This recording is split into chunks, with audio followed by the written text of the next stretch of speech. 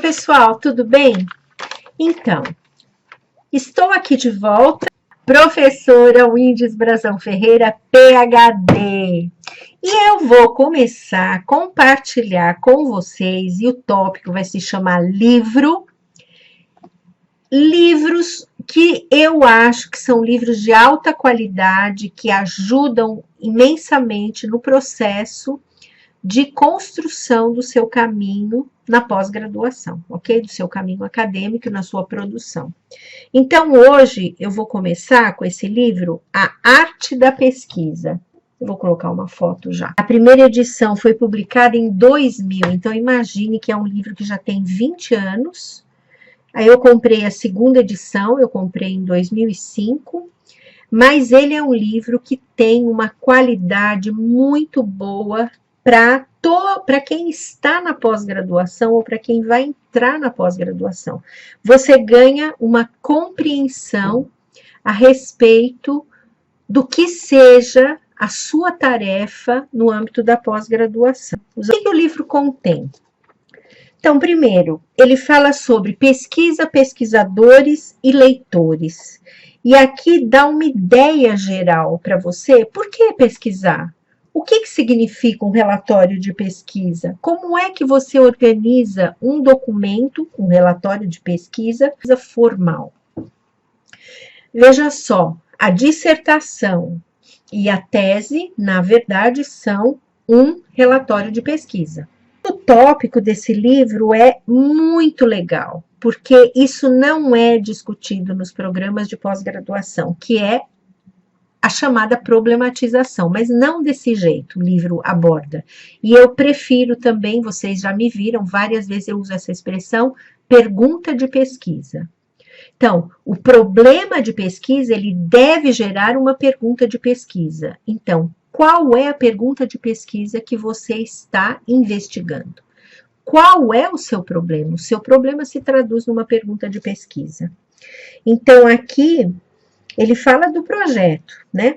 Como que você pode definir, a partir de um tópico, você vai chegar a uma pergunta ou a algumas perguntas para depois selecionar as melhores ou combinar essas perguntas.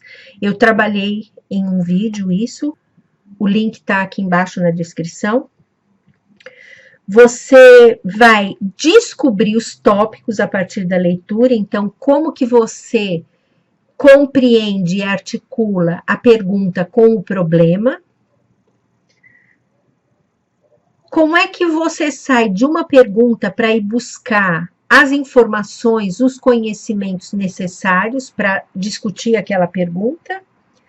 E como que você usa essas fontes de informação, que nós chamamos de levantamento bibliográfico, ok? No terceiro tópico do livro, ele fala sobre, ele usa o termo afirmação, mas na verdade o foco são os argumentos. Toda dissertação ou tese, ou todo trabalho científico, ele deve ter uma linha central de argumento. Então, você responde a sua pergunta de pesquisa, você realiza seu levantamento de dados, analisa com referencial teórico, e você está o tempo todo tratando sempre do foco da sua pesquisa, que é a pergunta de pesquisa. Então, quais são os argumentos chaves que na sua pesquisa você identifica e que são importantes para você convencer o leitor, ou os seus pares na comunidade científica, de que aquele trabalho tem relevância? O livro discute como criar argumentos, bons argumentos, como que você utiliza afirmações e as evidências para mostrar que esses argumentos são consistentes, em inglês é utilizada a palavra trustworthy, fidedignos. Para você que está fazendo agora sua dissertação, está analisando os dados, e para você que está fazendo doutorado, isso é muito interessante. Depois ele discute como é que você trabalha com contradições que aparecem no seu trabalho, e como que você também pode, isso é um nível de pesquisa já bastante avançada, mas é possível você identificar esses elementos se você souber como fazer isso, né? como que você contesta fundamentos? Ou seja, como é que você diz, olha, isso aqui que foi afirmado na literatura por inúmeros autores não tem fundamento. Nós precisamos agora mudar para este referencial teórico. Dr. Bruce Lipton, ele é um scholar, né, um acadêmico americano de renome, ele era da Universidade de Virgínia, e há mais de 30 anos ele descobriu, na pesquisa dele na área de biologia molecular, ele descobriu que a teoria da genética, da hereditariedade, ela não é verdadeira. E somente agora, porque ele foi recusado, o conhecimento que ele trouxe à luz foi negligenciado pela comunidade científica, pelos pares dele. Por quê? Porque, gente, é muito difícil aceitar que um paradigma, ele não é verdadeiro.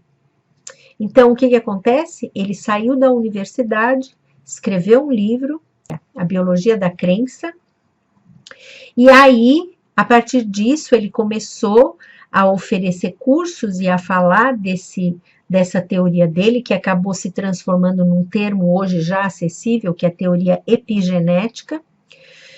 E hoje existem milhões de pessoas no mundo que já estão adotando esse novo paradigma científico no âmbito da genética, né? Eu fiz um curso com ele em setembro do ano passado e é fascinante, né? Então, atualmente eu tenho estudado e trabalhado muito nessa direção, mas nós vamos falar disso em outras oportunidades. Desculpe, no 4º capítulo desse livro, ele trabalha sobre a redação do seu relatório de pesquisa. Então, como é que você se prepara para redigir? O que você precisa fazer para começar a escrever o seu relatório? Claro, lembrando que uma boa parte da sua pesquisa já está pronta, né? A revisão de literatura, o referencial metodológico, só que aí você tem os dados e aí você tem que escrever a parte substancial da sua pesquisa, que é baseada na sua coleta de dados, de campo ou não. Como que você redige e como que você revisa. E aqui é interessante considerar que ele fala, por exemplo, que você faz um rascunho, porque muita gente na universidade acha que escreveu, tá pronto, acabei, tá aqui, ó. Não, você escreve, reescreve, reescreve, reescreve, até a hora que ela está com qualidade científica. O seu texto tem qualidade científica, ok? Então, ele fala sobre o pré-rascunho e um rascunho. Então, quais são as armadilhas que você encontra nesse momento? Depois, como é que você organiza as evidências que você encontrou para provar ou não provar aquilo que foi discutido no âmbito da literatura e da sua pergunta de pesquisa? Daí, como que você organiza, se você estiver fazendo uma pesquisa que não é de caráter qualitativo, né? Então, se você está fazendo uma pesquisa quantitativa, então, como que você organiza tabela, diagrama, gráfico e por aí vai. Depois, eles tratam de um pequeno guia para você poder recorrer ao seu orientador ou orientadora, o que é extremamente legal, porque isso é um problema em geral, como eu já chamei antes, pedras no caminho do período, do tempo que você vive imerso na pós-graduação. Então, como é que você faz isso, né?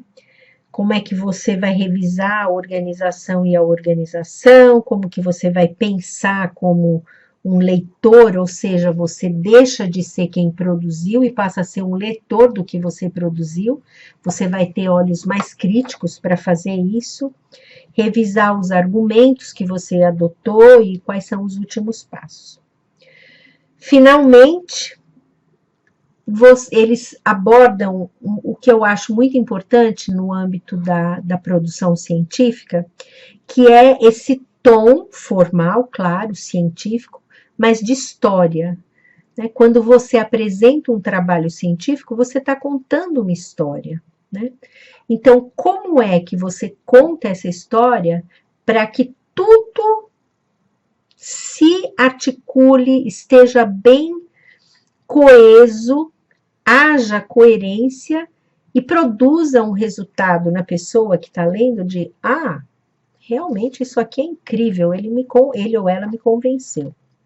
Uma rápida revisão. Então, você vai rever a introdução, o problema, a base comum de compreensão compartilhada, vai discutir essa base comum, vai apresentar a solução, tudo isso no âmbito da revisão que você faz.